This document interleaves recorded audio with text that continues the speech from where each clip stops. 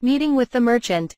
I had been right to clean Lutz against his will and teach him about how interviews worked. Otto and his friend were both well-dressed and groomed, significantly more so than the majority of people passing through the plaza. I really wish Lutz had managed to get Ralph's good outfit. Their clothes looked kinda weird. Or rather, I just wasn't used to the style. They used a lot of cloth that formed large drapes, and I couldn't find any stains or parts traced of patchwork, a stark difference from the clothes I was used to seeing. Judging from his clothes alone, I could assume that Otto's friend was making decent money. His clothes, posture, and sharp look were all leagues above the merchants I saw in the market. But although he was a successful merchant, he wasn't like a wizened company president. He had the intensity of a CEO running a venture capital firm. At a glance, his curly, milk tea hair gave him a soft impression, but his reddish-brown eyes were brimming with confidence and gleaming with the sharp ferocity of a carnivore. "Heya, mine. I'm guessing that's Lutz? Good morning, Otto. This is Lutz, my friend. Thank you for making the time to meet us today. I didn't know what greeting would work here, so I just did my normal chest tap salute." Otto saluted in return, so that couldn't have been too wrong. "Hi, I'm Lutz. It's nice to meet you." Lutz looked nervous, but didn't crumble beneath the two adults' intense looks. He managed to finish the greeting I had taught him without stumbling or letting his voice shake. Challenge 1, complete. "Benno, this is mine, my assistant and the daughter of my captain. Mine, this is Benno. An associate from my days as a traveling merchant. Nice to meet you, I'm mine." It wasn't customary to bow one's head in this world, so I made sure to keep mine up while greeting him with a smile. "How polite. I am Benno. It's pleasure to meet you as well." You're a pretty well-mannered little girl, huh? She's not as young as she looks. She's 6. Otto followed up on my age for Benno, since I probably looked like a 4-year-old. Benno opened his eyes wide, looked at Otto with amusement, then curved his lips into a grin. "Your assistant hasn't even been baptized?" Well, actually. I'm in the middle of teaching her to read and write so she can become my assistant." "You sure made it sound like she was already helping you out quite a bit." "Let it go, man." The subtext of their conversation made a chill run down my spine. Would Lutz and I be able to hold an interview that these two would accept? For some reason, I got the feeling that neither of them would show any mercy to us, even though we were pre-baptism kids. Benno looked at me from above, suspiciously, and began to talk. "There's something I'm real curious about. Mind if I start with a question?" "Not at all." "What is it? What's that stick stuck in your head?" I see. You're asking that now because it'd be awkward to bring up casual stuff after rejecting us, aren't you? The interview hasn't even begun and you're already on the verge of rejecting us?" With a fake smile plastered on my face, I pulled the hair stick out of my hair and held it up to Benno while keeping my eyes locked on him to try and glean any information I could from his reaction. "This is a hair stick. It's used to keep hair bundled up." Otto seemed to have been curious about it as well, given by how he and Benno both curiously examined it. They lifted it up, turned it around, and stared hard at it. It's just a stick. There's no tricks or anything. Looks like a simple stick." It's a wood stick my dad carved out of a branch for me." "You can bundle your hair with just this?" "Yes." He gave back the hair stick and I bundled my hair into its usual style. I scooped up some of my hair, wrapped it around the stick, rotated it, and then pushed it forward to lock it into place. I did so every day, so I was used to it. Oh ho! Impressive. It was the first time either of them had seen me do my hair, so both Lutz and Otto looked at it with wide eyes. Benno suddenly reached out and touched my hair, then furrowed his brows. "Hey! Your hair's pretty impressive too. What the heck are you putting on it?" Unlike his fingers, which were gently touching my hair as if apprising its value, his gaze was so sharp I nearly gasped in surprise. I could tell from his eyes that he had found something to make profit on. And given how all the older ladies pounced on the shampoo at Tuli's baptism, I could imagine that my simple all-in-one shampoo would be pretty valuable. It's a combination of common things, but the details are a secret. Boy, do you have the same stuff in your hair? Mine put it on me, saying I needed to look clean for this. Ah. Mr. Benno. Did you just click your tongue? Did you take me lightly, thinking I would just tell you right away because I'm a kid? Too bad. Your interview with Lutz hasn't even started yet. I won't let go of a valuable card in my hand during this preliminary skirmish. Benno and I gave fake smiles to each other, sparks flying, until Otto let out a sigh and scratched his head. So. You want to become a traveling merchant, Lutz? The interview was finally beginning. I heard Lutz swallow hard next to me. You've been thinking about this since yesterday, right? Now's your time to shine. Tell them your motivation and grab success. I stealthily squeezed Lutz's hand, hoping to convey that I was supporting him from the side. Ah. Right. Give it up. He was stopped before he could even explain himself. At least let him tell you what he worked so hard to think up. I yelled on the inside as Otto looked down on Lutz with an uncomfortable, bitter look. Only an idiot would give up their city citizenship. Mr. Otto, what's city citizenship? I let a question slip out by accident. I had never heard that phrase before. I could imagine that it meant one's right to be a citizen living in a city. But I didn't know whether or not it was similar to Japanese citizenship, which was given to anyone born in Japan even if they didn't know about it until they learned in school. It's the right to live in this city. At the same time, it's proof of your identity. When you turn 7 and get baptized in the temple, you get registered as a citizen of the city. Citizenship changes everything, whether it comes to getting a job, getting married, or renting a house. It costs a ridiculous amount of money for an outsider to get registered at the temple, obtain citizenship, and earn the right to live in the city proper. Mr. Otto, did you pay that money? Sure did. Otto nodded with a frown, probably remembering what that was like. Benno grinned and pointed at Otto. This guy dumped all his savings so he could marry Corinna.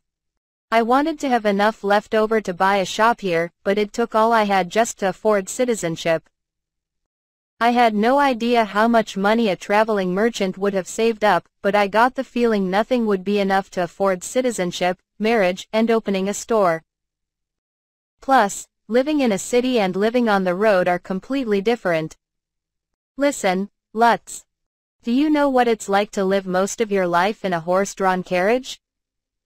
No. Lutz shook his head. It took at most 2 hours to walk from one side of the city to the other, so the kids of the city fundamentally walked everywhere. Lutz had probably never ridden in a carriage in his life, so he probably couldn't imagine such a life. Take water, for instance. What do you do if you need water? Draw it from the well. Right. But there aren't any wells on the road. You gotta find your own sources of water. A river could. Lutz immediately imagined using a river as a source of water, like the one in the forest. But it's not like he would be traveling alongside a river the whole time. And given how expensive paper was, I couldn't imagine that every traveling merchant had a good map. When a traveling merchant first leaves town, they won't know where the rivers are, Lutz. You won't be traveling beside one the whole time, so. I said. Mine's right. So usually, you always follow the same routes. You learn more as the years go on, you trade information, and you gradually get to know which roads are safe and where the usable sources of water are. You pass that information on to your kids and they inherit your routes. There's no room for other people in the middle of the cramped carriage you live in. And now, the most important part.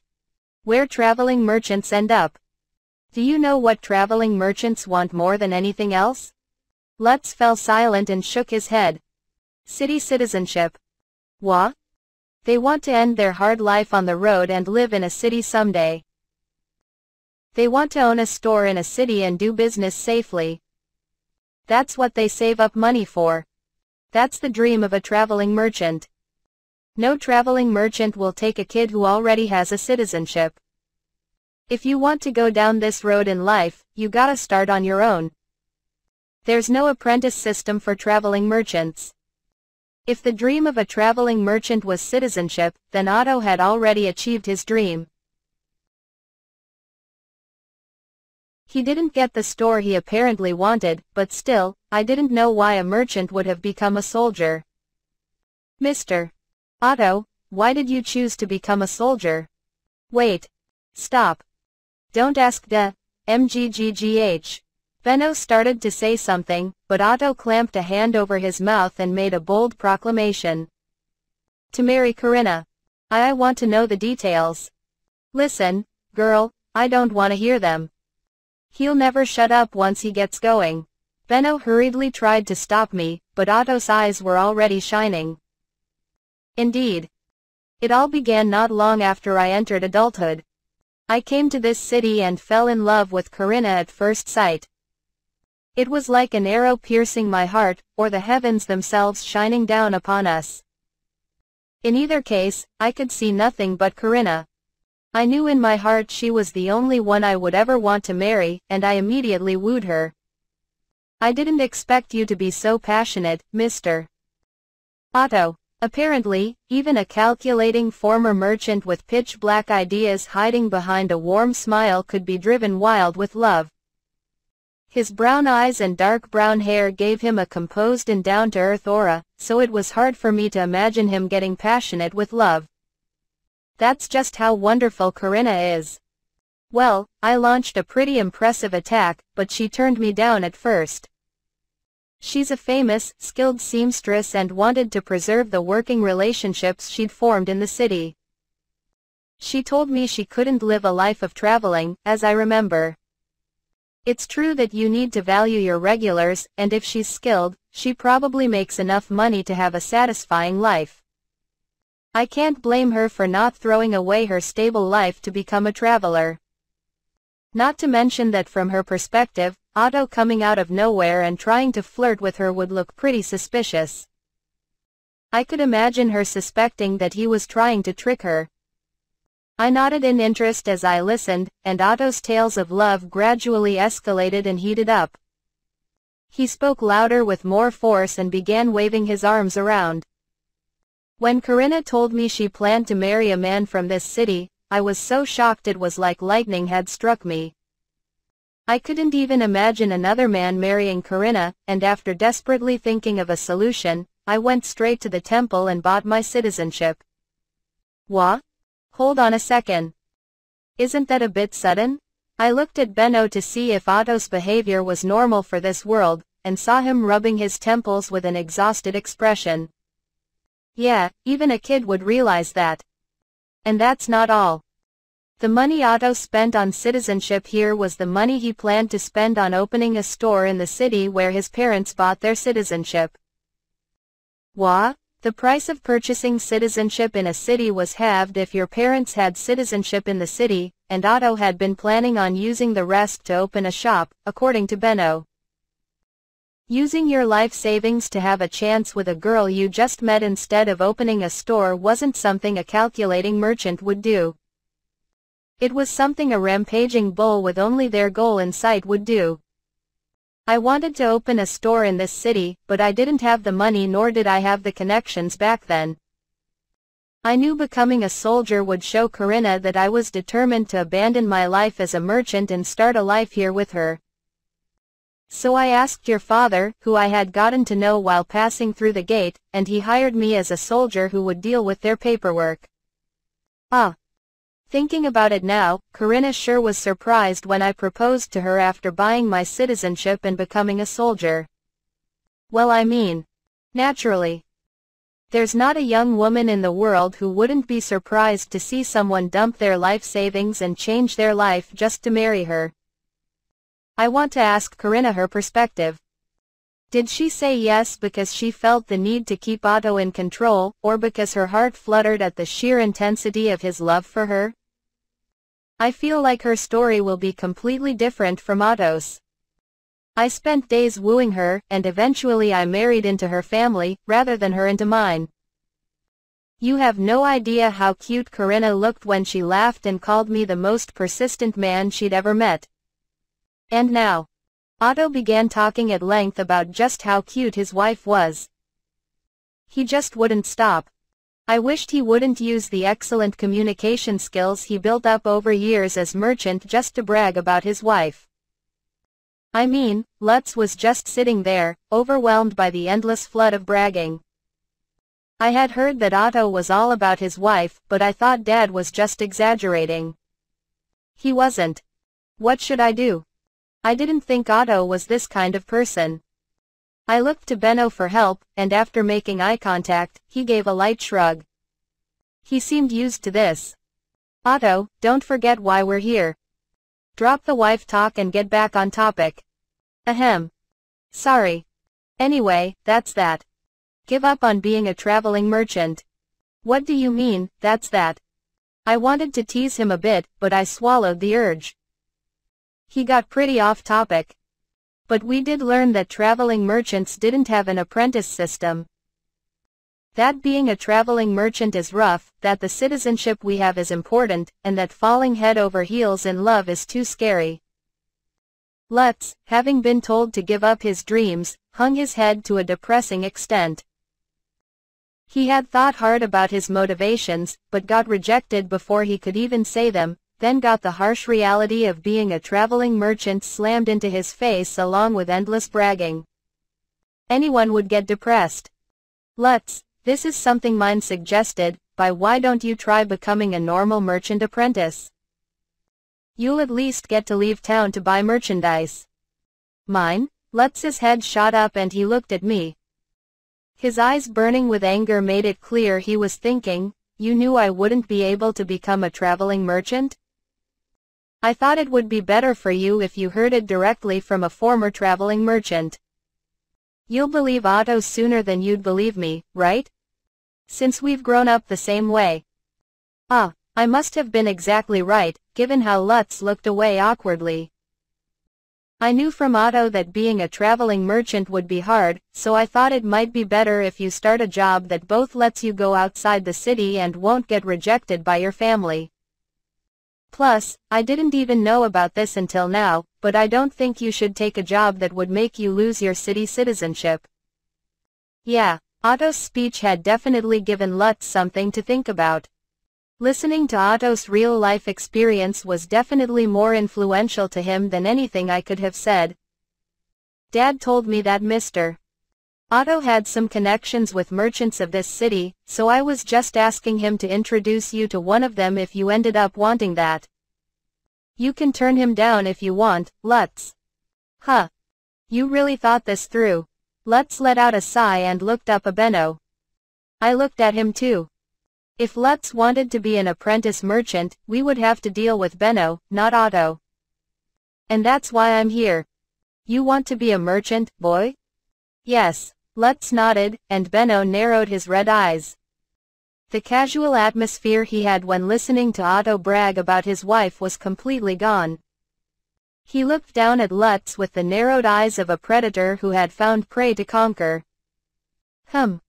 So, what do you have to sell? What would you want to sell as a merchant? What? It was normal for interviewers to ask why the applicant wanted to work for them, but Lutz had been thinking of reasons why he wanted to become a traveling merchant. It wasn't so easy for him to come up with a new reason for becoming a normal merchant on the spot. I'm asking what you want to do as a merchant, and what you can do. Yeah. This interview is way too intense for a 6-year-old. I wanted to tell Benno to ease up a little, but for merchants, each apprentice involved a significant amount of time and money spent. He had no reason to take Lutz under his wing and take a loss over a connection as weak as friend of Otto's assistant. If Lutz didn't have something useful to Benno, like proper determination, motivation, or information about a product that would be worth money, it wouldn't be surprising for him to get rejected immediately. Really, we should be grateful that he was willing to meet us at all. If you don't have an answer, we're done here. I could see Lutz lower his eyes a little and bite his lip in frustration. I didn't know if what I was about to say would help Lutz or push him onto a road of unnecessary struggling.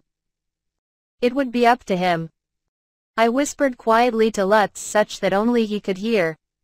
Will you make my paper, Lutz? I will. Lutz jerked his head up. He squeezed my hand tightly. I could feel it shaking, but Lutz was glaring at Benno with a ferocious expression. Yeah, I have something I want to do. I want to make all the things that mine thinks up. That's what you've been doing for a long time. Mine'll push herself too far without me, so I'll make the stuff for her. Lutz. I'm proud of you.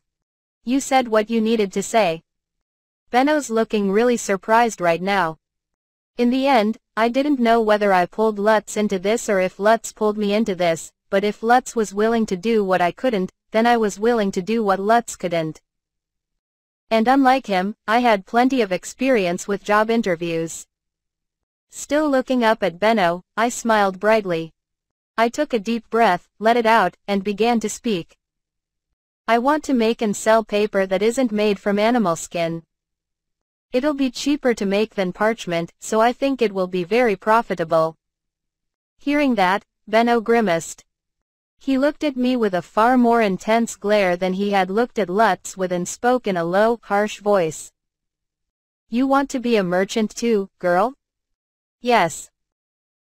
It's my second choice. I nodded with a smile, and Otto blinked in confusion. Is your first choice doing paperwork at the gate? No, I want to be a librarian. The three of them all looked confused. As expected, they hadn't understood what I said. Never heard of that before. I want to work a job where I manage a large number of books. After I explained what a librarian was in simple terms, Benno began laughing. Peef. Haha, sorry, but that's a job only nobles get to do.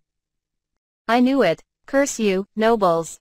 I figured that if only nobles had books, then the librarians managing them would be nobles as well. Status-based discrimination ticked me off. But wait. Paper that isn't parchment, you say? Do you have some on hand? He glanced at me, visibly on guard. I could guess that he was calculating the effects and potential profit that introducing paper other than parchment into the market would have. Not yet. Then we're done here. He said we were done, but he was definitely interested. I could probably push him into a compromise in no time. I broadened my smile. If you just want a real-life example, I can make one. Our baptism is summer of next year, so I'll make prototypes of my paper by spring. You can decide then whether you can use them or not. All right. Benno had intended to turn us down, but in the end I had managed to postpone his decision. A clear and splendid victory. Thank you very much, Mr. Benno.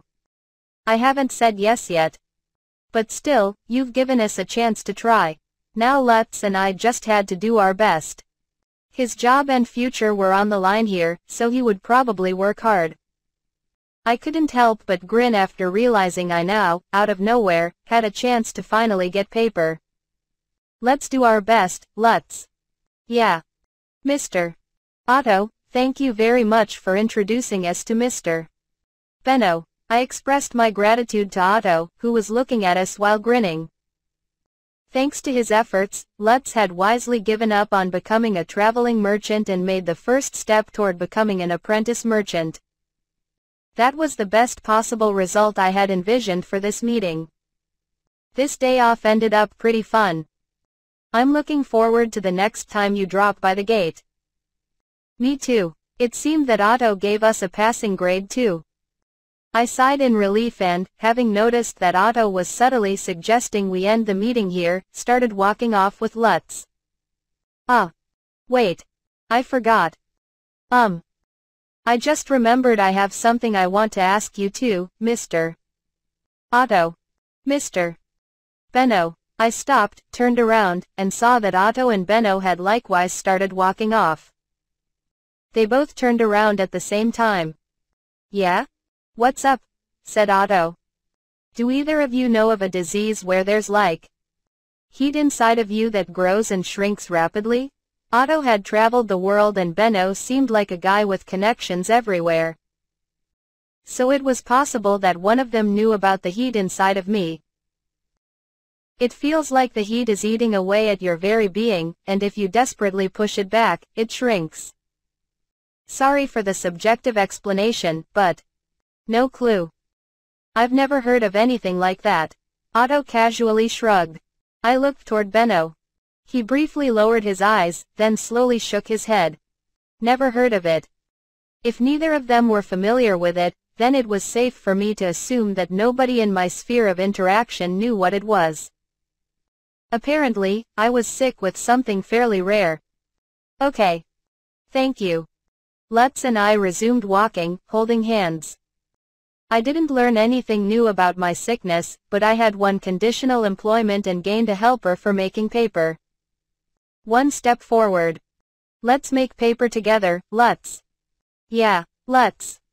Having managed to forge ahead a path in life without his family's help, gave me a smile filled with hope and excitement.